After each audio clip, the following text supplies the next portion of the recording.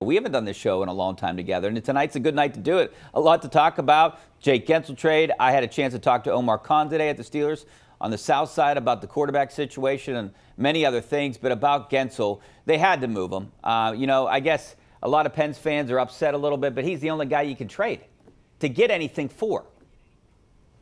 Well, I don't think any Penguins fan should be upset about trading him other than being upset about the fact, Richie, that they're in this situation to begin with, that the year went so far off the rails, that they struggled so mightily that they're a seller at the deadline for the first time in the Sidney Crosby era. So if you want to be upset at anything, be mad at that.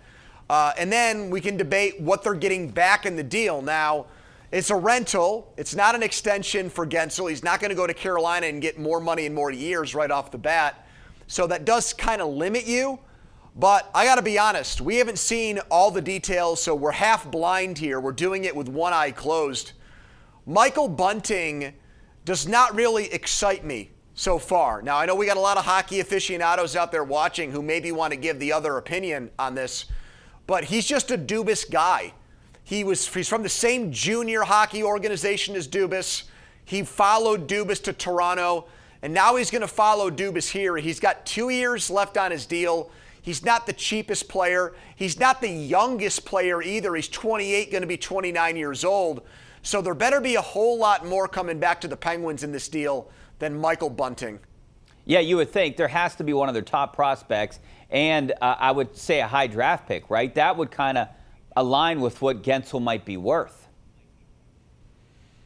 Yeah, I mean, there was a report today on our show from NHL Network that the Rangers were dangling a first-round pick and Capo Caco, who was the second overall pick in the draft a few years ago and is playing up on the Rangers' top line. Now, he's not scoring a lot of points, but he does a lot of the little things. He does the Dupuis-esque things that we loved here in Pittsburgh. So that kind of got my hopes up. Also, when I hear so many teams involved, Vegas, Vancouver, Jim Rutherford always doing what he can to get a star player at the trade deadline. I thought the Penguins were going to get a lot back in this deal, and hey, maybe they still will because not everything's out there, but early returns, first blush, I'm not overwhelmed or really all that excited about what the Penguins are getting back for Jake Guentzel. Yeah, Pony, I heard that interview you had on your show today, and I was excited after hearing that too because I thought that was a good deal. And if this isn't as good as what we perceive that deal to be, then I feel like a lot of people will be turned against it. They got to get something more and something a lot bigger.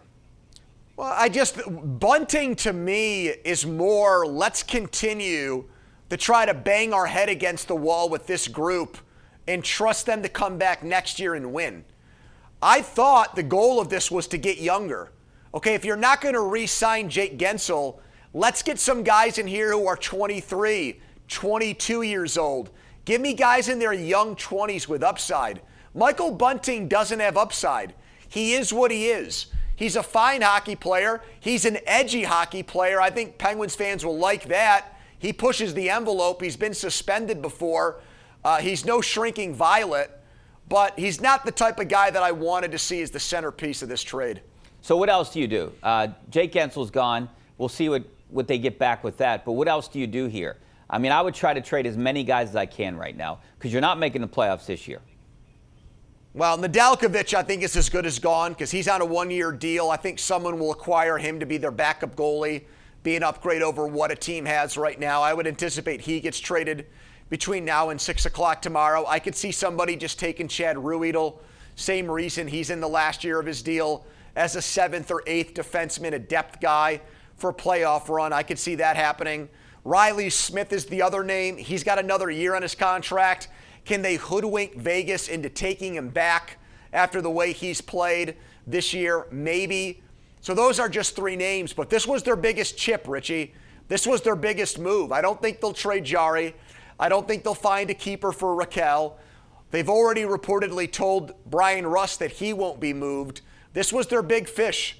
This was their big trade commodity, and we'll see what they get back for him in the end. All right, before we go to break, what would surprise you if they made a move? What guy out there that maybe is like a dark horse of getting traded? Jari, I mean, I think that potentially could happen. Maybe, maybe not. Any other guy fall into that category with you that you'd be like, whoa, okay. Well, among guys that I think are realistic, Pedersen would, because he's not untouchable like Malkin, Letang, and Crosby. And I think that teams would want him. I think that there would be interest in him because he's had a pretty good year. He's one of the few Penguins who I think has lived up to or exceeded expectations. And he's got another year on his contract. So, maybe a team out of nowhere makes an offer and Kyle Dubas doesn't want to trade him, but it's too good to say no to. All right, we got to take a break. Back with your phone calls, 412-575-2600.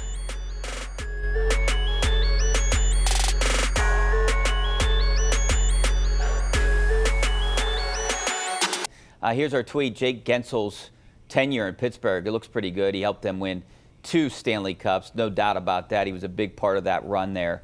I think Pens fans are going to miss him, but this isn't the same team, and is the one guy that you potentially can get a haul for.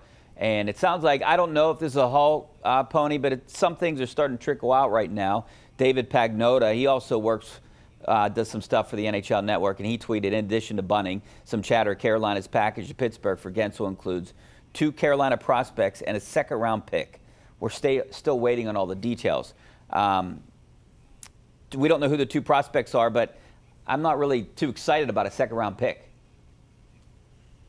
Yeah, me neither. I mean, look, we've seen first-round picks get thrown around here and traded for guys that aren't as good as Jake Guentzel. Noah Hannafin, who's a pretty good defenseman, went for a Vegas first-round pick. Now, it's not in this year's draft. It's in next year's draft, but still, it got dealt. Vancouver, to get Lindholm from Calgary, traded its first-round pick. So those have been dealt, and we're talking about for rental players, not guys with multiple years on their deal.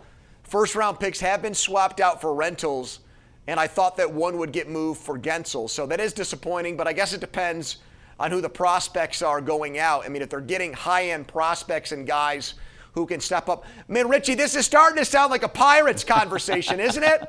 That just dawned on me. A little bit. That just hit me. You're right. The P word with prospects, that's usually a baseball thing we do in July. Instead, we're doing it right now with the hockey team. It's just kind of weird. And the one thing with hockey prospects is you don't know anything about them until 4 or 5 years down the road, if they're any good. Same with baseball, I guess, too. But, I think it's a little more of a better science in baseball compared to hockey. So I'm intrigued to find out what they're going to get here, but it doesn't sound too exciting to me right now. 2 prospects and a second-round pick. Let's go out to Will in McKees Rocks. How you doing, Will? Hey, guys. Thanks for taking my call. No problem. What's up, buddy? Hey, nothing much. I have a Penguin question for you. Tonight's game was so atrocious in the way they played. Do you think it had anything to do with the trade deadline looming? Hey, Will, you know what? That's a good question because I was kind of thinking they came out flat today, and they were out of this for 2 minutes into the game after that shorthanded goal by Tom Wilson. And then the second period was a complete disaster. I don't even know how you excuse what happened here tonight. I didn't hear what Mike Sullivan said after the game because I was out here. I'm waiting to hear that one, but it's inexcusable, especially because you have to win and you want to keep these playoff hopes alive, right? The door's pretty much closed right now. Maybe it had something to do with Jake Guentzel being traded. Do you think that could happen? To lose 6-0 on your home ice to a team like Washington, yeah.